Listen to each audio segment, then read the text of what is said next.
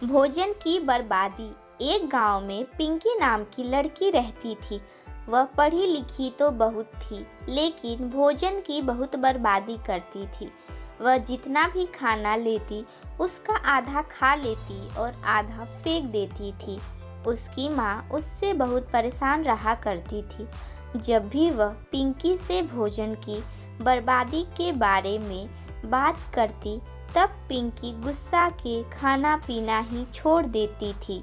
इसलिए उसकी माँ अब पिंकी से भोजन की बर्बादी के बारे में कहना ही बंद कर दिया। कुछ सालों बाद पिंकी की शादी हो गई। वह अपने ससुराल गई और वहाँ भी बेफिजूल का भोजन बर्बाद करना चालू रखा। वह अपने पति से रोज कुछ न कुछ लाने के लिए कहती रहती थी। पिंकी की इस आदत से पिंकी की सास भी परेशान हो चुकी थी। उसकी सास ने भी उसको बहुत बार समझाया, मगर पिंकी अपनी आदत से बाज नहीं आ रही थी। एक दिन पिंकी की सास पिंकी को अपने साथ अपनी नौकरानी के घर ले गई। वहाँ पर पिंकी ने एक घर में देखा कि एक बच्चा खाने के लिए रो रहा था, मगर उसकी माँ उसको खाने का बंदोबस्त नहीं कर पा रही थी, जिसके कारण वह रो रही थी। जब पिंकी ने उस औरत से उसके रोने का कारण पूछा, तब उस औरत ने बताया, उसका बेटा खाने के लिए भोजन मांग रहा है, मगर मेरे पास एक रोटी का सूखा टुकड़ा भी नहीं है जो मैं अपने बेटे को खाने के लिए दे सकूं। यह सुनकर पिंकी के पैरों तले जमीन खिसक गया। वह सोचने लगी कि मुझे अगर भगवान भोजन दे रहे हैं तो मैं उससे बेफिजूल की ही बर्बादी करती रहती हूँ। यहाँ इन गरीबों के पास तो खाने को एक सूखी रोटी भी नहीं है।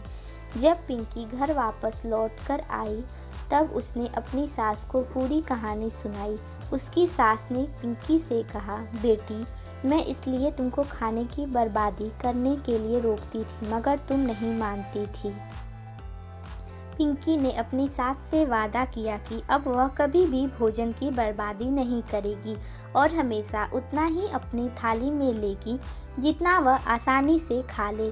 इस कहानी से हमें यह सीखने को मिलती है कि हमें भोजन की बर्बादी नहीं करनी चाहिए। हम बहुत खुश नसीब हैं जो हमें समय समय पर 2 वक्त का भोजन मिल जाता है। इस दुनिया में बहुत सारे ऐसे लोग हैं जो भूखे पेट ही सो जाया करते हैं। उनके पास खाने के लिए 2 वक्त की रोटी तक नहीं होती है। तो दोस्तों, आपको ये कहानी कैसी लगी हमें कमेंट में ज़रूर बताएं, और अच्छी लगी तो हमारे वीडियो को लाइक और चैनल को सब्सक्राइब ज़रूर करें। मिलते हैं अगली कहानी में।